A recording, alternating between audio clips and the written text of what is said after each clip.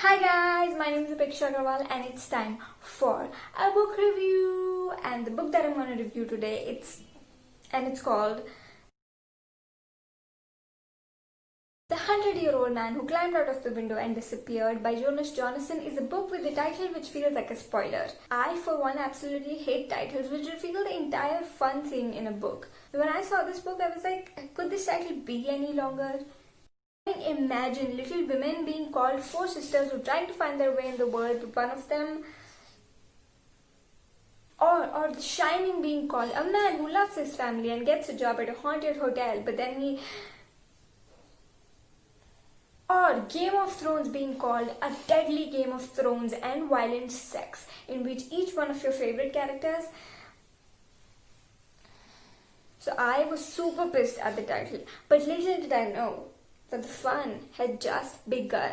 The 100-Year-Old Man Who Climbed Out of the Window and Disappeared starts with a 100-year-old man, Alan Carlson, climbing out of his old age home's room's window and then disappearing. Alan Carlson is hands down my favorite 100-year-old person. I dare you to find a better centenarian.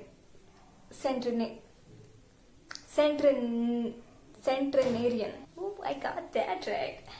In fact, mention in the comments below if you know a 100-year-old man who's better than this guy.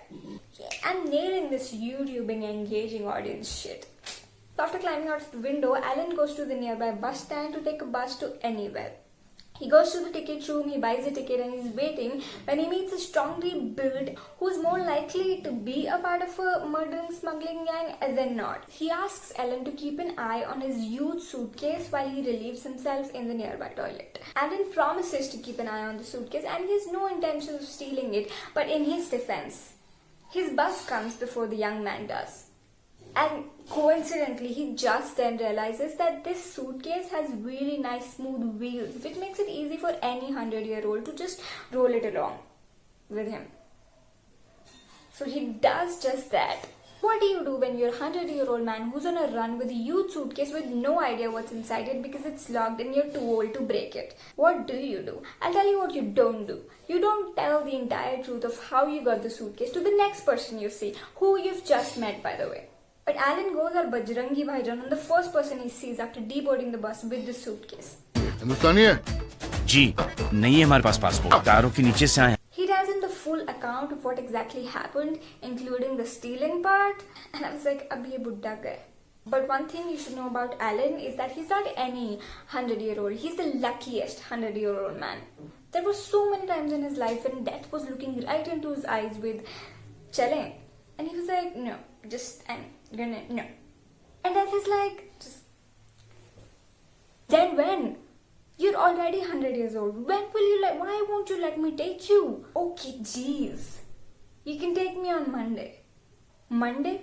I'll go to the gym starting Monday? No thanks. This time also when Alan tells the entire truth to this stranger called Julius, who turns out to be a petty thief, who's not only okay with stealing, but he encourages stealing.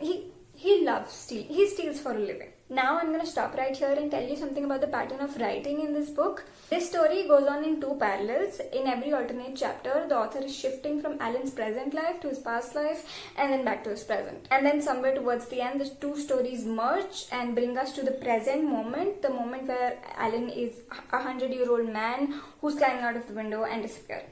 And the past is all of Alan's childhood stories, all of which led to the present moment where Alan is a 100-year-old man who's climbing out of the window and disappearing. Now this is a funny, hilarious, entertaining and a long story. So to keep it short, let's do this. As I told you guys, Alan had a lot of close calls with death in his entire life. So let me tell you all those times when death was like chale and Alan was like no thanks. And that should cover pretty much the whole story. Alan had a rough childhood. He was poor and after his parents died, he started a dynamite company and used to experiment blowing things up in this pit at the back of his house. One day, a man who's kind of responsible for Alan's poverty ends up accidentally in that pit with his car and its broken brakes. And it just so happens that Alan was in the middle of an experiment. So a few seconds later, man and his car everywhere. Alan is then sent to an asylum. After 4 years in asylum, he comes back home and he finds his house in rubbles. So he decides to leave. But 30 minutes later, the entire house blows up when a dynamite explodes in it.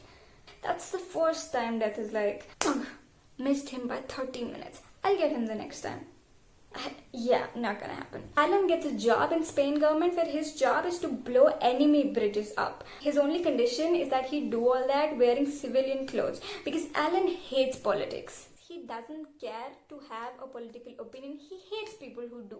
He just hates politics. One thing that he makes sure before blowing any bridges up is that there are no humans on it while he's doing it. But one time, just when a bridge was about to blow up, some people start to come in that direction, so Alan waves at them to not go in that direction, so they stop and they come in Alan's direction instead. Alan then realizes that these are all from the enemy party. Not just that, the group has the enemy party leader amongst them. What do you think happens when the enemy leader meets Alan, who by the way blows bridges up in his territory? He's gonna die, he's gonna die. So what does this enemy leader do? He invites Alan to dinner? What? Why?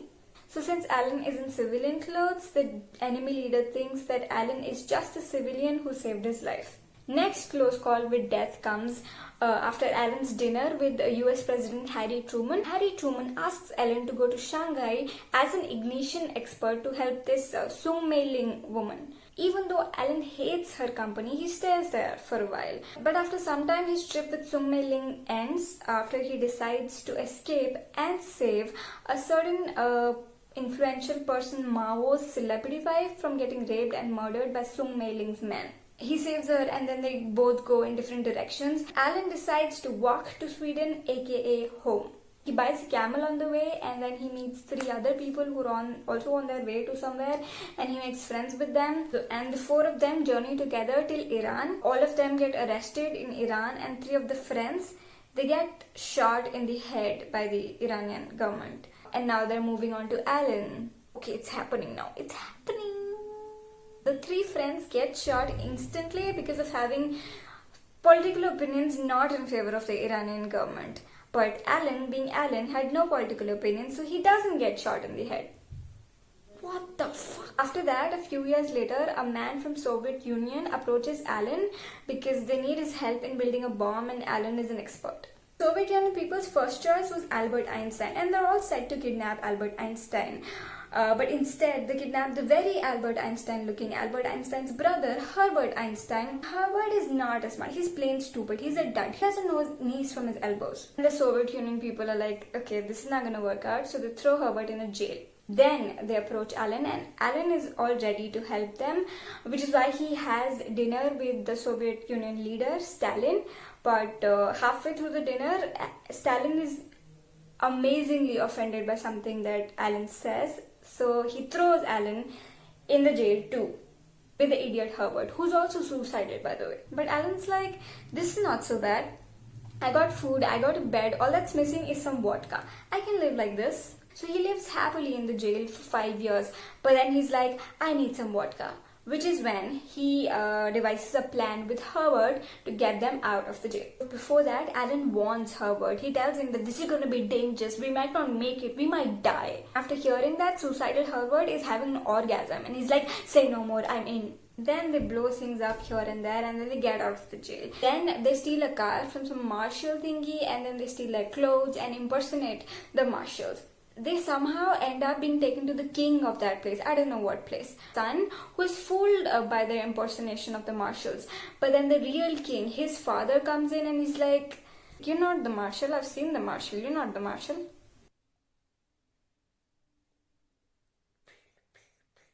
But sitting right there with the king is the Mao character, whose celebrity wife Alan saved from getting raped and murdered by Sung Mei-ling's men. He recognizes Alan, and Alan survives this too. This is it. That's it. It's a great story. It's a hilarious book. Please read it. I'd recommend this to all of you.